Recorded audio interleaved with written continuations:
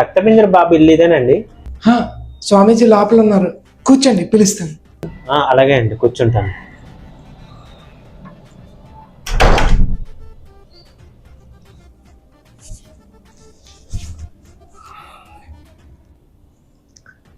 ఏంటి స్వామి, అతను పిలుస్తానని మీరు వచ్చారు? అది నా ప్లేస్, మీరు అక్కడి నుంచి జరిగితే స్వామి కూర్చుంటారు అక్కడ. నేను మీరేనండి స్వామి? లెగరా మూర్ఖుడా. లెగిస్తున్నానండి, క్షమించండి. ఓకే.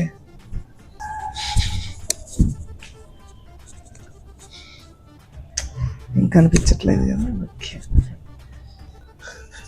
స్వామి, నాకేం కనపట్టలేదు.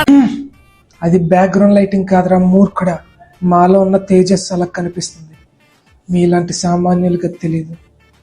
ఎడిటింగ్లో అర్థం సముద్రాన్ని అవుతుంది సూర్యుడు అంటే. ఎలా ఉన్నారు స్వామి? నల్లగా ఉన్నాను, కనిపించట్లేదా? అదేం ఎక్స్ప్రెషన్, నోట్లోకి దోమలు దూరిపోగలవు, పక్కన మున్సిపాలిటీ కాలువటం. నోరుమై చెప్పండి.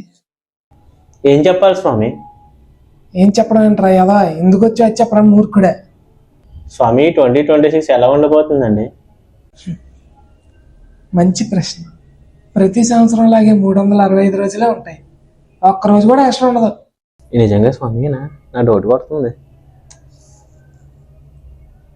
అది కాదు స్వామి, ఈ రైనా నా లైఫ్ సెటిల్ అవుతుందా లేదా అని కనుక్కోవడానికి వచ్చాను స్వామి. ఏమి చనిపోవాలనుకుంటున్నావా స్వామి?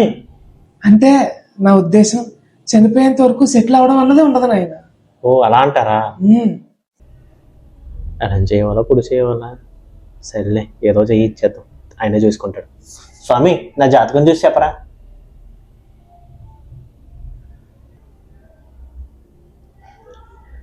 ఏంటి స్వామి అలాంటి ఎక్స్ప్రెషన్ చెప్తున్నాడు? కొంత నా జాతకం ఏమైందో? చచ్చ లాభం లేదు, దరిద్రం. స్వామి, అలా అంటారేంటి స్వామి? ఏమైంది స్వామి? ఆ చేతి మీద రేఖలేం బాలేవు. అలా అంటారేంటి స్వామి? ఆ రేఖలు మార్చాలి, నా దగ్గర ఒక ఉపాయం ఉంది. చెప్పండి స్వామి. అండి, ఒక్క నిమిషం వస్తాను.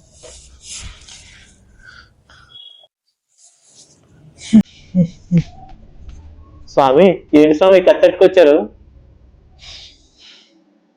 ఈ కత్తితో ఆ 2 చేతులు నరికేసి అక్కడ పెట్టేది నాయన. స్వామి, కూరగాయలు కట్ చేసి పక్కన పెట్టేసి అంత ఈజీగా చెప్తారేంటండి మీరు?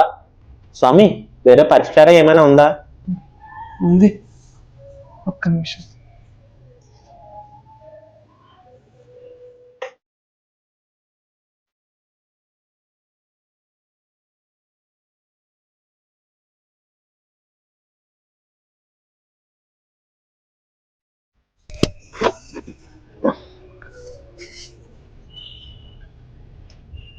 స్వామి, గోధుమ పిండిలా ఉంది ఏంటండి?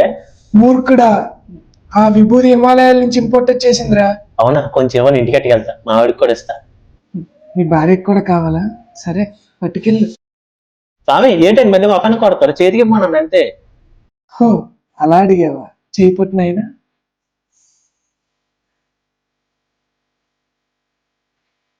స్వామి, పరిష్కారం ఇంకా చెప్పలేదు మీరు. ఆ చెయ్యలే ఇవ్వు నాయనా. ఇదిగోండి. నీ జీవితంలో ధనరేఖ చాలా దరిద్రంగా ఉంది నాయన. అవును, నీకు ఇంతకీ ఎన్ని కోట్లు సంపాదించాలనుకుంటున్నావు జీవితంలో? 5, 10, 20. స్వామి ఆగు, ప్రస్తుతానికి 20 కోట్ల వరకు గీస్తాను. స్వామి, 50 కోట్లండి. బానే, సరే, మన చేతిలో పనిగా.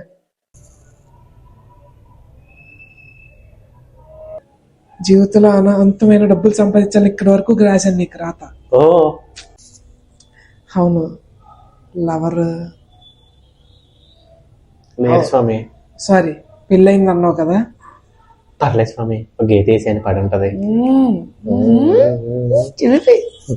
సరే, ఓ 2 రాద్దాం, ఒకటేం సరిపోద్ది కానీ. 2 వద్దు కానీ ఒక 5 అయింది స్వామి. ఓకే, 1, 2, 3, 4, 5. ఈ సంవత్సరంలో నీకు 5 రేఖలు గీసావు. సిగ్గుపడక చచ్చిపోవాలనిపిస్తుంది. ఇంకా ఏమన్నా రేఖలు కావాలనైనా నీకు?